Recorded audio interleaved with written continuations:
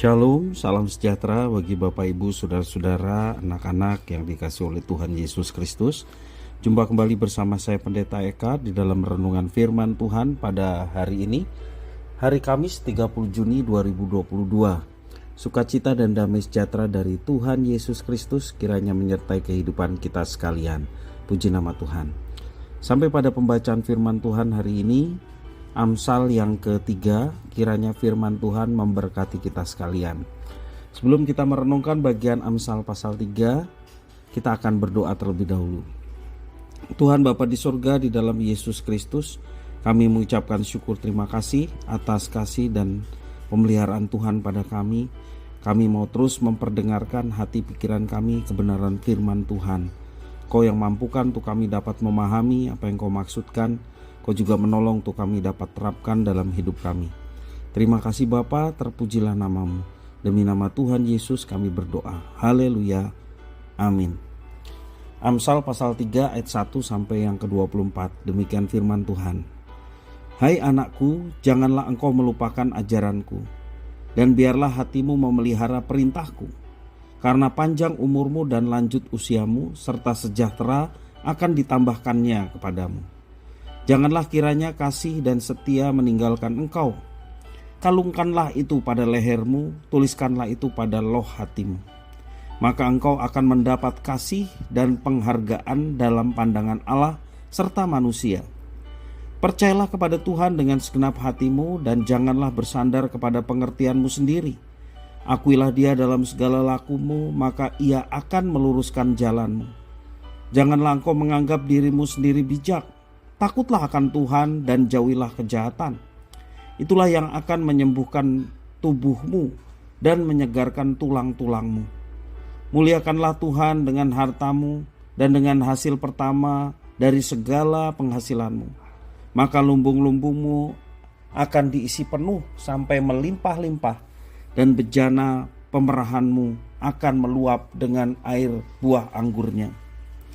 Hai anakku, janganlah engkau menolak didikan Tuhan, dan janganlah engkau bosan akan peringatannya. Karena Tuhan memberi ajaran kepada yang dikasihinya, seperti seorang ayah kepada anak yang disayangi. Berbahagialah orang yang mendapat hikmat, orang yang memperoleh kepandaian, karena keuntungannya melebihi keuntungan perak dan hasilnya melebihi emas. Ia lebih berharga daripada permata, apapun yang diinginkannya tidak dapat menyamainya. Umur panjang ada di tangan kanannya, dan di tangan kirinya kekayaan dan kehormatan. Jalannya adalah jalan penuh bahagia, segala jalannya sejahtera semata-mata. Ia menjadi pohon kehidupan bagi orang yang memegangnya. Siapa yang berpegang padanya akan disebut berbahagia. Dengan hikmat Tuhan telah diletakkan dasar bumi, dengan pengertian ditetapkannya langit, dengan pengetahuannya air samudra raya berpancaran dan awan menitikan embun. Hai anakku, janganlah pertimbangan dan kebijaksanaan itu menjauh dari matamu, peliharalah itu. Maka itu akan menjadi kehidupan bagi jiwamu dan perhiasan bagi lehermu. Maka engkau akan berjalan dan jalanmu dengan aman dan kakimu tidak akan terantuk. Jikalau engkau berbaring, engkau tidak akan terkejut, tetapi engkau akan berbaring dan tidur nyenyak.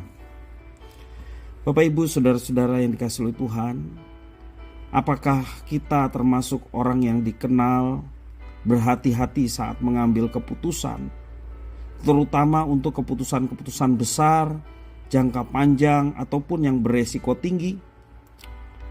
Jika ya, maka berbahagialah kita. Mengapa demikian?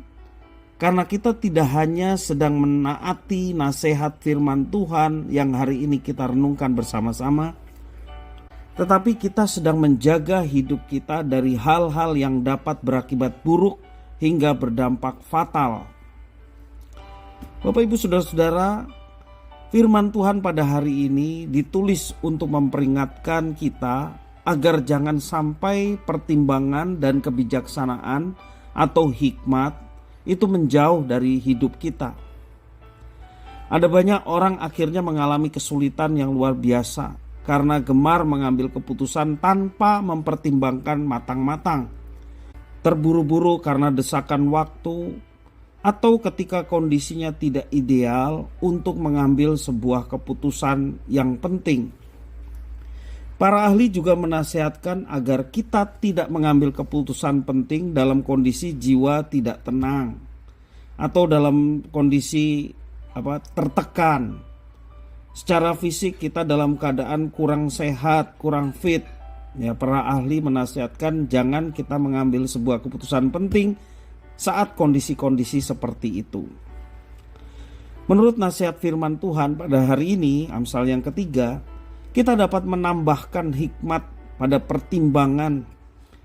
Maka kehidupan kita akan dijagai dari masalah yang kerap kali dialami oleh mereka yang mengabaikan nasihat-nasihat, baik nasihat orang tua, terlebih juga nasihat firman Tuhan. Bapak Ibu Saudara-saudara, sejatinya setiap hari kehidupan kita diwarnai dengan sebuah keputusan. Ada keputusan demi keputusan yang mesti kita ambil dalam kehidupan kita setiap hari, dan itulah yang mewarnai kehidupan kita. Ada keputusan yang kecil, yang mudah, yang sedang, maupun keputusan besar dengan dampak ataupun resiko yang sedemikian besar pula.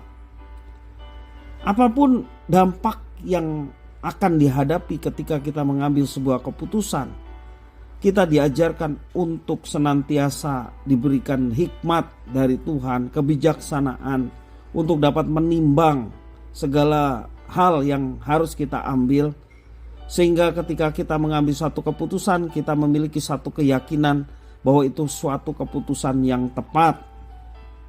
Tentu saja landasan utamanya adalah firman Tuhan.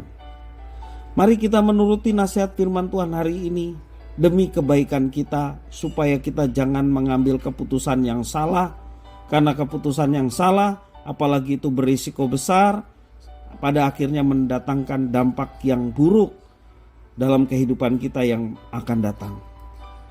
Mari kita minta hikmat Tuhan. Mungkin kita minta nasihat orang tua ataupun nasihat para pemimpin gereja, pendeta, supaya keputusan yang kita ambil tidak salah, tetapi keputusan yang kita ambil sesuai dengan landasan yang utama dalam kehidupan seorang Kristen, yakni firman Tuhan. Karena Alkitab adalah hikmat Allah yang menuntun dan menerangi jalan hidup kita, termasuk ketika kita mengambil sebuah keputusan yang penting. Ambil komitmen bahwa mulai saat ini kita akan menjadikan pertimbangan dan hikmat sebagai bagian yang tak terpisahkan dari setiap kehidupan kita, khususnya ketika kita mengambil sebuah keputusan.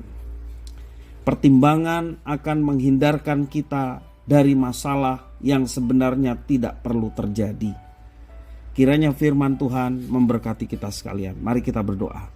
Tuhan Allah Bapa di surga, di dalam Yesus Kristus, kami sungguh mengucapkan syukur terima kasih atas firman Tuhan. Mampukan kami Tuhan untuk melaksanakannya dalam hidup kami, khususnya ketika kami harus diperhadapkan dengan sebuah keputusan yang harus kami ambil.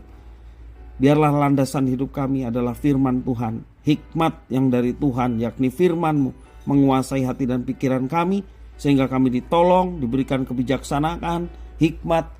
Tak kala kami mengambil sebuah keputusan, kami mengambil keputusan yang tepat. Terima kasih Tuhan. Inilah doa permohonan ucapan syukur kami atas firman Tuhan. Demi nama Tuhan Yesus kami berdoa. Haleluya.